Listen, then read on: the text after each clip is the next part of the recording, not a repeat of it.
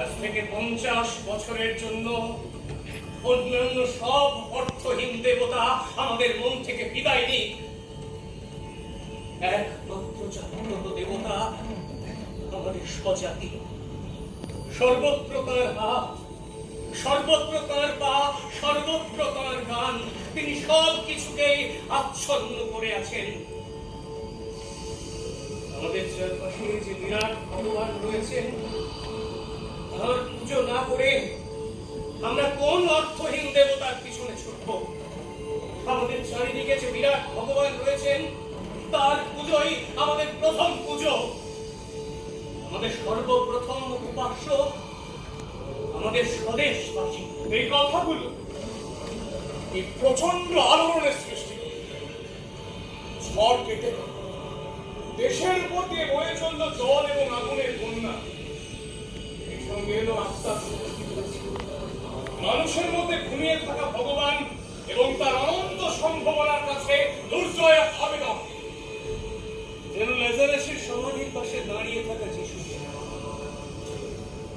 মৃতকে তিনি আদেশ করছেন উঠে দাঁড়াতে, নবজীবনের আশ্বাস গ্রহণ করতে। আমার সৌর্যময় ভঙ্গিমা থেকে সঞ্জীবনী শক্তির তরঙ্গ চারিদিকে ছড়িয়ে পড়ল। কিন্তু মৃত কি জাগলো? যে জাতি স্বপ্নে সমাধিস্থ, কুসংস্কারে শৃঙ্খলিত, সামান্যতম বিরুদ্ধতার মুখে ভেঙে পড়তে অভ্যস্ত, এক মুহূর্তে সেই জাতির অভ্যাসগুলো বদলে দেওয়া সম্ভব। কিন্তু বিবেকানন্দের কঠোর চাবুকের আঘাতে এই প্রথম সে তার গোটের নেত্রার মধ্যেও পাশ ফিরে শুনল। সেদিন থেকেই এই অতিকায় কুম্ভকর্ণের ঘুম ভাঙা শুরু।